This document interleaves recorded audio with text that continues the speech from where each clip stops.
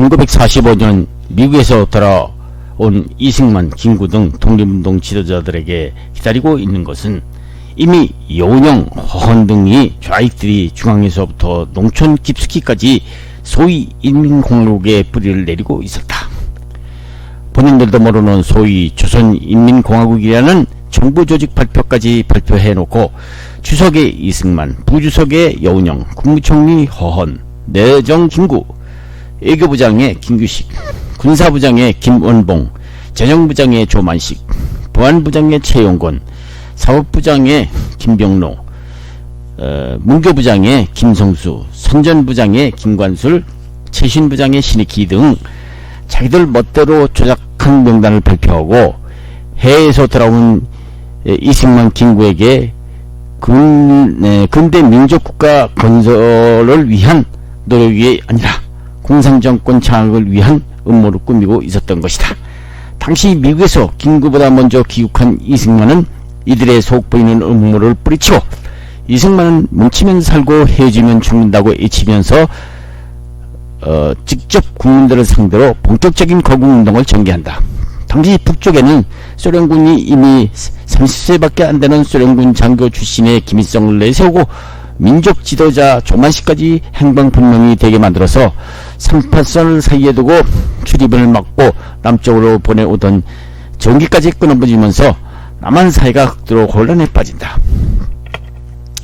한편 이승만, 김구 등의 지도자들의 건국 노력을 아는지 모르는지 미국과 소련 군 당국은 엉뚱하게도 일본 통치 기간 동안 한국민들을 자치 능력이 없는 무지한 민족이니 5년간 미국, 영국, 소련, 중국 4대국이 한반도를 분할하여 신탁 통치를 거친 후 독립 능력이 사라진 후 한반도에 통일된 정부를 세우자고 모스크바에서 논의된다.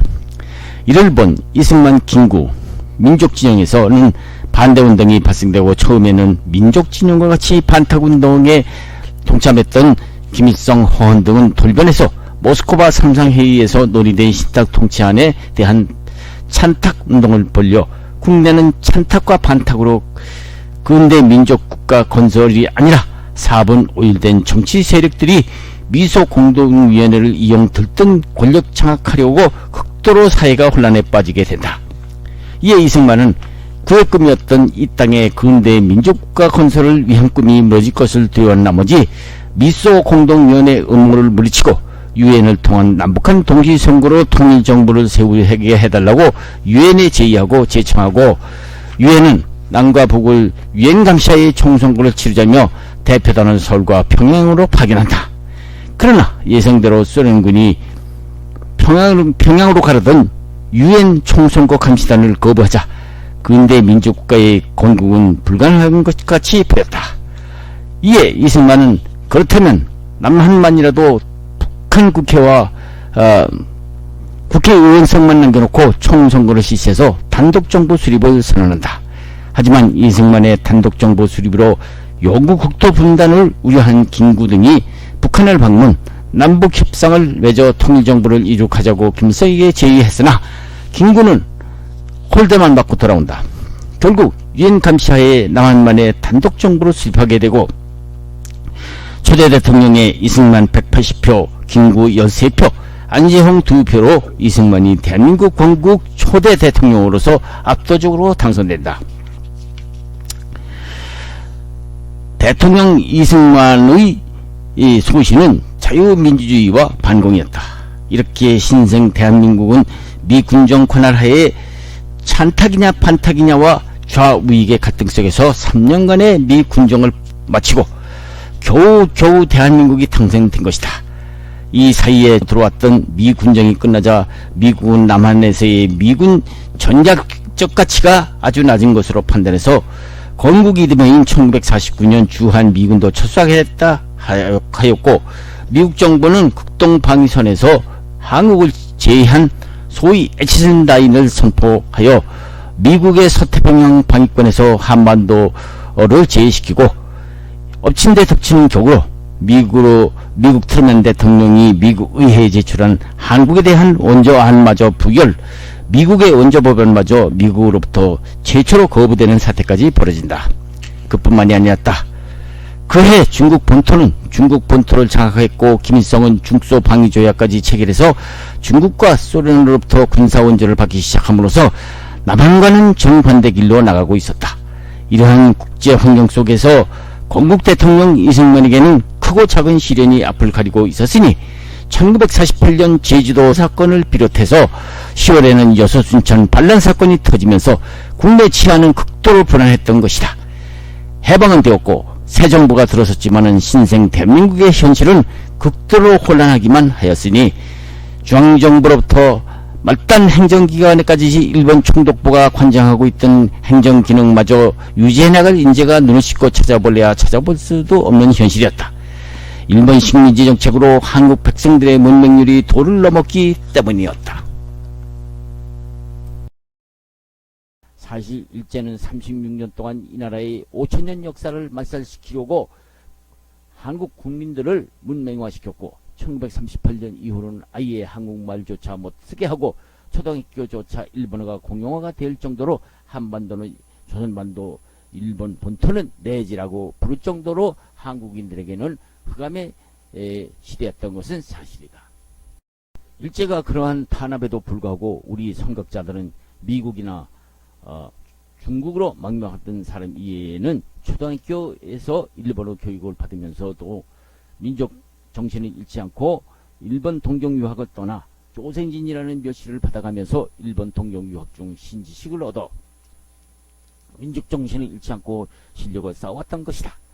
훗날 이 동경 유학파들 실력자들이 대한민국 정부 수립 후에 큰 역할을 하여 이 나라를 오늘의 경제 선진국에 들어오게 한 장본인들이었던 것이다. 해방 직후 동경 유학생들에게 민족 반역자라고 몰아붙이지 못하고 반민족 행위자 명단에서 제외된 것도 사실은 이들은 일본식 식민 통치 하에서 단순히 일본이 좋아서 동경 유학을 떠났던 학생들이 아니었기 때문이었다. 1917년부터 1923년 사이에 태어난 고등교육을 받은 엘리트들인 일본 학병으로 끌려갔다가 탈출 후 광복군으로 입대한 인물들은 비록 일본군의 학병으로 징집하기 직전의 동경 학생들 중에도 있었다. 미중소 예상들의 우려와는 달리 얼마든지 이 나라를 이끌어 나갈 인물들이 그 중에는 얼마든지 있었던 것이다. 미국, 영국, 소련 3국의 신탁 통치 소리가 나올 정도로 나라 만들기라는 긴급한 과제는 1945년 신탁 통치를 반대하고 대한민국이라는 나라를 건국한 대통령 이승만을 위시하여 건국 지도자들에게는 정치, 경제, 사회를 이끌어 나가야 할 과제가 보통 문제가 아니었던 것이다. 이 시점에서 그동안 식민지 하에서도 공부를 하여온 새로운 세대가 주목받게 되는 것은 당연하였으니 좌우익을 막론하고 어느 쪽이든 준비된 젊은이들이 필요했던 것은 사실이었다. 이것이 이른바 동경 유학생들의 이른바 학병 세대였던 것이다. 2차 세계대전에서 학병으로 끌려갔던 아직 징진 나이가 못해서 학교에만 열중하고 있다가 해방되어 한국에 왔던 간에 이들 젊은이들에게 7% 모라 건국인재로 쓰지 않고 있다면 신생 대한민국으로서는 이만저만한 손해가 아니었던 것이다. 일본 제국시대의 최고의 고등교육을 받은 더구나 친일을 요구받기에는 너무나 젊은 이들은 외면할 수 없었던 것이다. 8.15 이후 건국할 나라를 위해서 무엇인가를 해야 할 이 젊은이들에게 대통령 이승만은 정부 각처의 좌익들의 억지 반발에도 불구하고 쓸 수밖에 없었다. 이 학병 세대의 무엇인가 국가사업에 바치는 가장 바른 봉사와 노력을 불행했던 조국을 위해서 젊은이로서 새롭게 태어난 조국의 순수한 애국심으로서 이바지하려 했던 것이다. 누구나 건국사업에 사명을 바쳐야 하겠다는 것은 공통된 젊은이들의 인식이었으나 최고의 고등교육을 받은 사람들인 이들은 일제하에 대다수가 소학교조차 다니지 못하던 현실에서 대학 교육까지 받은 청년들이라면 미소 등이 우려했던 만큼 절망적이 아니었다는 것이었다. 대통령 이승만은 과감히 이른바 이들 일제 학병 세대들을 받아들였다. 오늘날 이 나라 발전의 기록이 기틀이 되었다고 해도 과언이 아닐 1917년생부터 1923년생이었다. 1944년 이들 고등학교 교육을 받았던 소위 조선인 고등교육 이수자들은 7,200명 정도로 추산되고 있다고 나와있다. 이들은 해방 당시 젊은 최고의 재원들이었으면 틀림없었다. 이들 중에는 해공 신익희, 유성 조병호, 고대 총장 김준엽, 돌베개 작가 청준하, 작가 이광수, 최남선, 재계에서는 이명철 삼성 회장, 신격호 롯데 회장 등이 이 나라 건국과 건설의 주체가 되었기 때문에 이 나라가 이만큼 성장했다고 해도 과언이 아니다.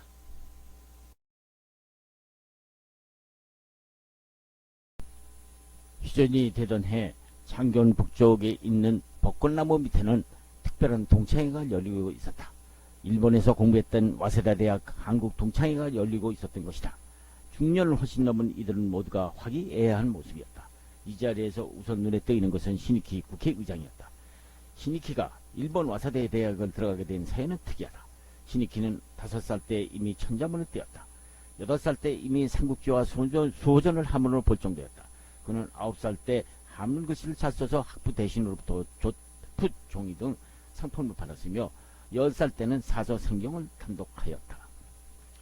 12살 때 남산 선생 밑에 있는 경기도 광주 읍내에 새로 생긴 보통학교로 입학했다가 부친상을 당하자 15살 때 신학문을 배우려 서울을 향해서 한성관립외국어학교 영화학교에 입학한다. 그는 학비 조달을 위해서 그 당시 호주 참판이었던 이위의 집에 가서 가정교사를 하면서 17살 때 학교를 졸업하고 19살 때 일본 와세다 대학에 진학한다. 고학으로 학비를 조달하며 다니면서 항상 조국을 잊지 못하고 있던 중년 신익희는 송진호 밀평과 같은 동료들과 학우회를 만들어서 회의장 총무 등을 하면서 민족정신과 독립정신을 고취한다. 학우회에서 그는 장독서와 가장 가깝게 지냈는데 하루는 윤흥석 장독서 등과 조국 독립을 위해서 일생을 바치기로 맹세하는 손끝을 칼로 피를 내어 마시기도 했다고 한다. 이 자리에서 신익희는 당장이라도 조국에 돌아가서 독립운동을 하고 싶었지만 학업을 마쳐야 하겠기에 여름방학을 이용하기로 한 것이다. 그는 여름방학 때 고향에 들어와서 공동 강습이라는 것을 차려놓고 일본을 이기려면 신문화와 개화와 사상을 배워야 한다고 역설했다. 24살 때인 여름방학 때는 충청도에 있는 박해봉이라는 집에 찾아갔다. 일본 놈들과 싸우려면 체력이 있어야 한다는 생각에서 한국인 특유의 도수가 체력술을 연마하러 도사로 불려오는 박해봉의 사사를 받기 위해서 찾아간 것이다. 이에 신익희는 와세다 대학 정치경제학과를 졸업한다. 그는 즉시 귀국하여 중동학교에서 교판을 잡고 있다가 보성법학교의 요청으로 헌법, 국제공법 제정학을 담당했다. 3.1운동이 일어나던 해인 1918년에는 최린, 최남선, 윤흥섭, 송진호, 정노식을 만나서 독립선언서를 만들자는 제의를 하여 구체적인 협의에 들어가기도 한다. 즉 독립선언서를 작성하되 국내와 국외로 나누어서 1919년 3월 1일 동시다발적으로 독립선언을 하자는 것이었다. 3.1운동을 주도하는 손병희가 신익희에게 중국 내의 한국 독립운동단체를 만나 동의를 받아내는 동시에 3.1 일제히 독립선언을 받아내라는 임무를 받고 생전 처음 중국으로 떠난다. 만주에 있던 이시영, 홍범도, 문창범, 김자진, 조상을 만나서 약속을 받아내라는 손병희의 부탁이 있기 때문이었다. 드디어 1919년 3월 1일 전 세계에 알리는 독립선언서가 발표되는 날이 다가왔다. 26세의 혈기왕성한 신익희는 귀국길에 3월 2일에 서울에 곧바로 돌아온다. 일본 헌병대 한국인 정보원들이 그를 감시하고 있다는 것을 알고 있는 신익희는 야간에 종로구 권릉동에 있는 조종환을 찾아간다. 조종환은 신익희를 숨겨주었다. 3.1 독립 선언장에 나가려고 하고 있는데 강기덕, 현청환이 찾아와서 독립선언장에 나가서 일경에게 잡혀갈 바에는 차라리 3.1 독립선언 이후에 국민들을 이끌어 독립운동을 하자는 것이 실리적이라고 하면서 그를 말렸다. 과연 3.1 독립선언 여파는 대단했다. 일본 경찰은 당황하고 상부의 명령만 기다리고 있었다. 서울 시민들의 평화시위는 서울거리를 누볐다. 신익희와 강기덕과 함께 시위대에 들어갔다. 3월 4일에는 서울역에서 남대문을 지나서 시내로 행진하는 시위대에 앞장을 섰다. 그러나 일본 경찰대는 시민들에게 총독을 가했고 무자비하게 체포한다. 신익희는 잡혀가는 일이 있더라도 현장에서 지휘하려 했으나 동지들이 이러고만 있을 때가 아니라며 상해에 있는 독립단체들의 임시정부는 만들려고 하고 있다니 임시정부의 힘을 빌려서 일본에 많은 걸 세계에 알리라고 부탁해서 결국 중국으로 망망하게 된다. 신익희는 배 안에서 한없는 눈물이 쏟아지는 것을 억제할 수 없었다. 조국이 외놈들의 빨고발에 짓밟히고 있는데 자기만 중국 상해로 떠난다는 것이 정말로 한심했기 때문이었다. 결국 그것이 그가 중국 상해에 도착한 3월 19일에 해방이 되는 날까지 불교의 망명객이 될 줄은 꿈에도 몰랐던 것이다. 일본 당국은 처음에는 한국인 유학생들을 이용해서 은근히 한국 지배권을 강화하려고 했다가 오히려 독립운동 단체에서 활동하고 있다는 한국인 밀정들의 보고를 받고 후회하고 있었다. 조선놈들은 고등교육만 받았다 하면 모두 독립운동권 놈들이 된다는 말이야.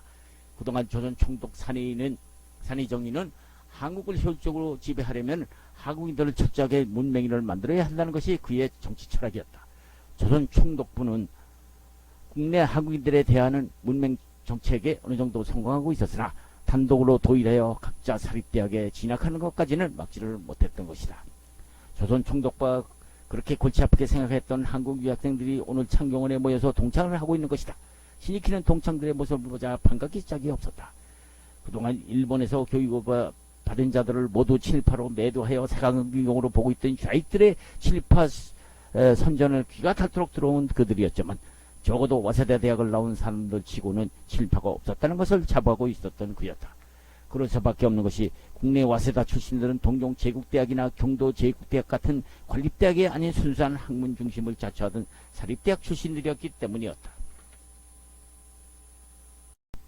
당시 일본 관립대학들은 한국인 학생들을 경계했다.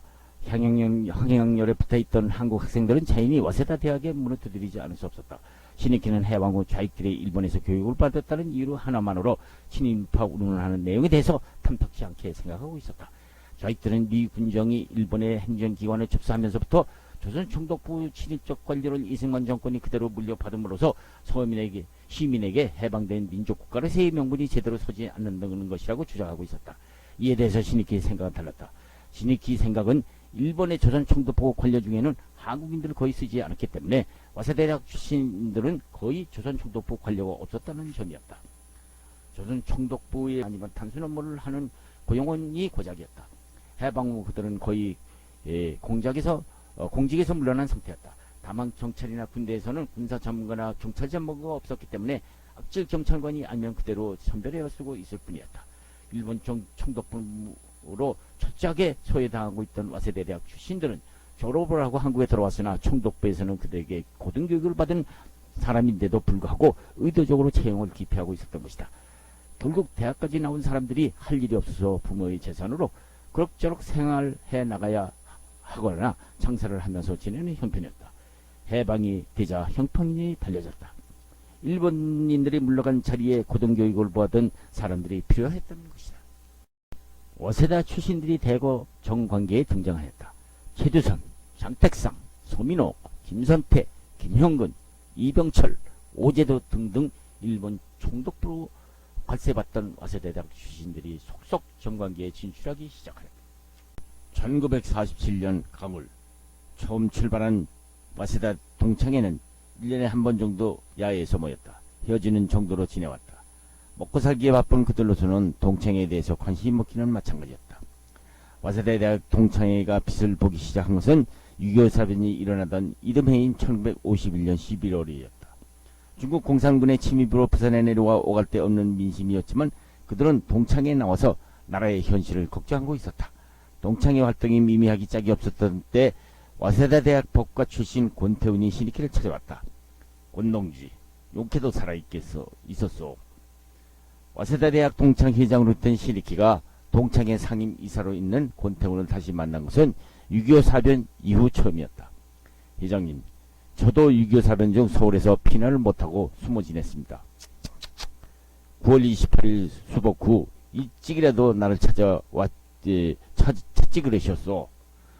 그렇지 않아도 동창일 때문에 상의 좀 드리려 몇 번을 찾아와 뵈었는데 민심 수습차 각지로 돌아다니시고 계시기 때문에 뵙지 못했습니다.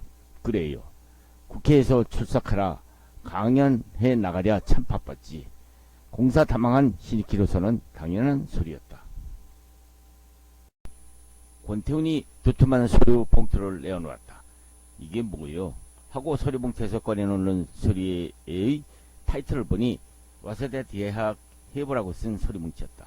신익희는 순간 자신이 동경 유학생 시절 하구회를 조직하여 하구해보를 발행해서 민족정신과 독립정신을 고취시켰던 생각이 떠올랐다. 신익희는 내용을 훑어보았다. 와세다 대학 동문들이 쓴 젊은 시절의 야생미가 그대로 풍기는 글들이 많이 올라와 있었다. 애쓰셨어.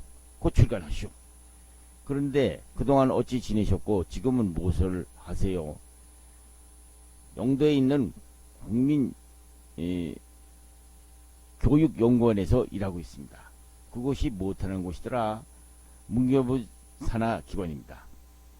자리를 옮겨보는 것도 괜찮지 않겠소? 회장님, 저는 회장님께 동창회의 상임이사로서 상의하러 온 것뿐입니다. 어느 곳에 근무해도 국가의 녹을 받아먹고 있어서 먹여주고 살 수 있게 해준 국가에 감사할 따름이므로 지금이 제일 좋습니다. 신익희가 동문 권태훈을 좋아하게 된 것도 이러한 그의 순수한 마음 때문이었다. 권동지야말로 애국자요. 말로만 애국하면서 연치 불가하고 동문을 찾아다니며 자리 부탁을 일삼는 세상인데, 권태훈은 신익희의 다음 말에는 관심이 없는 듯 편집 완료된 와세다 해보 첫 페이지를 넘기더니 신익희의 창간사 원고를 부탁한다. 회장님, 창간사가 필요합니다. 아무렴 내 창간사가 들어가야 되지요. 원고는 내일까지 보내드리리다. 와세다 동창회가 본격적으로 활동하게 된 계기가 된 것은 대학 동문들이 각계각층에서 새 정부에서 두각을 나타내고 있는 직후였다. 조선 총독부는 동종 제국대학 출신인 유옥겸에는 특별히 총독부 간부로 채용하지 않았다. 해방이 되자 맥어더 장군에 의해서 임명된 미 군정청 책임자인 하지도 마찬가지였다. 한국의 일본들이 물러감으로 인한 공백에 미국이나 영국에서 교육받은 인재를 등용하였기 때문에 와세다 출신들은 해방 후에도 여전히 소외되어 있었다. 9월 8일 하지와 그의 24사단이 인천에 상륙했을 때는 충격적인 사건이 발생하였다.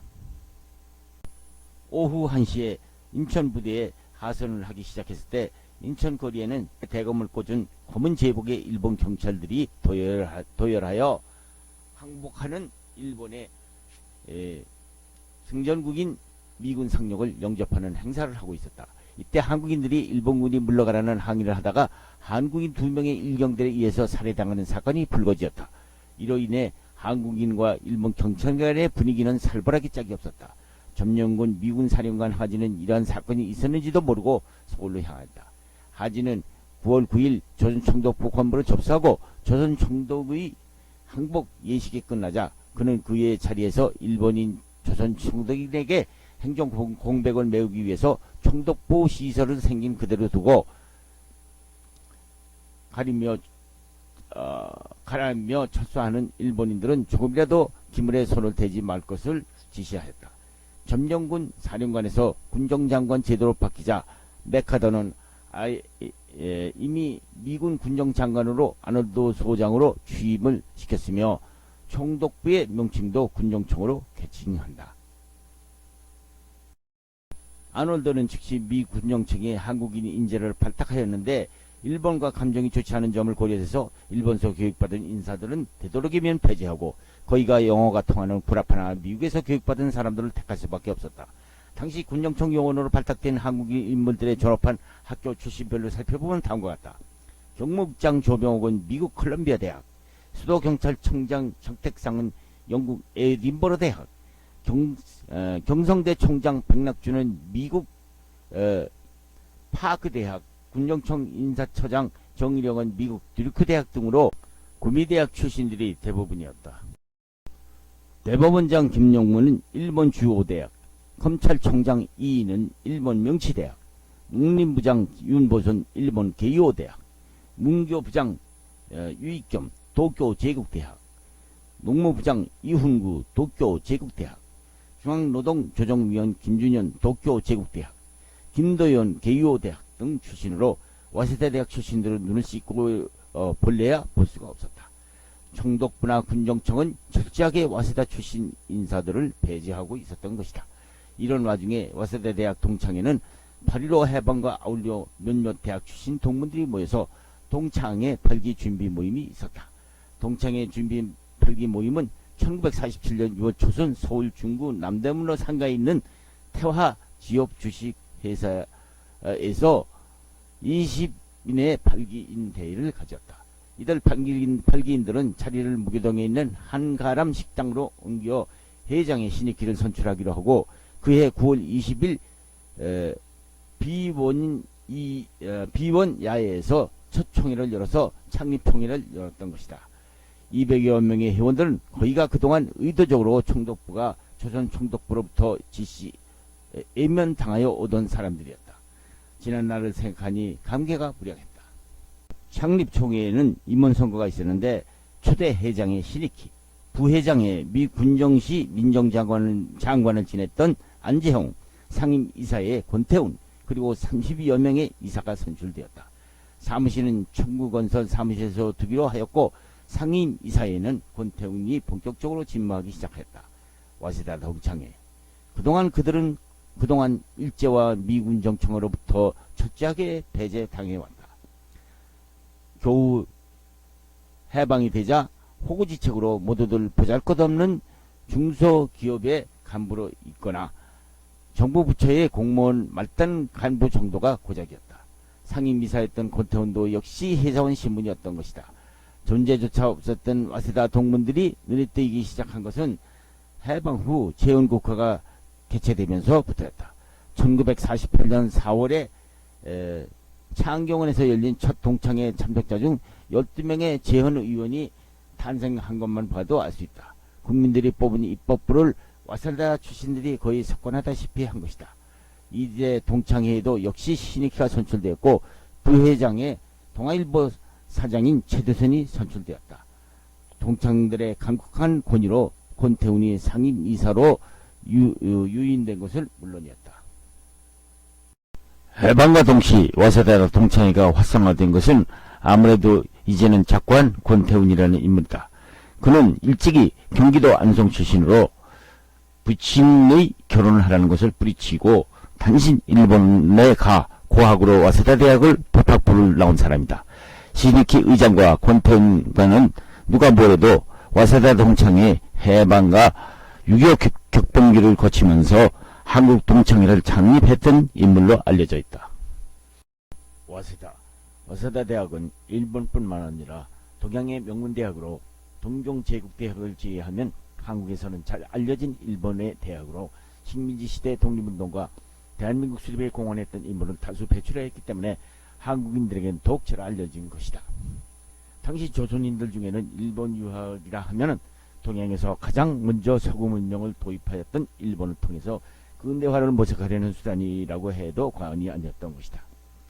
당시 한국은 유학생들은 식민지 지배하에 동조하는 관료 양성기관이었나 다름없었던 동경제대나 경성제대 대신에 학문의 독립과 동서문명의 조화를 추구하는 개방적 학풍의 와세다대를 선택했던 것이다.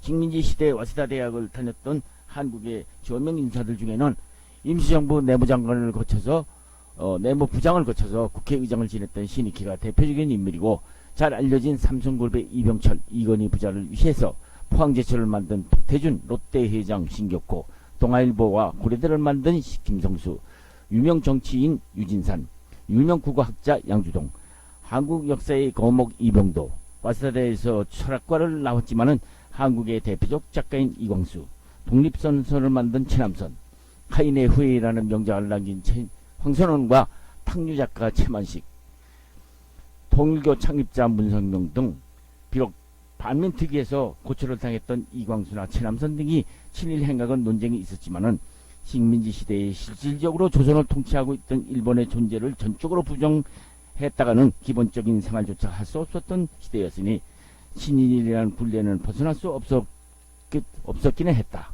그러나 드러나지 않은 각 부서에서 공헌으로 이 나라가 이만큼 발전하는 공로만은 숨길 수 없는 사실일 뿐이다.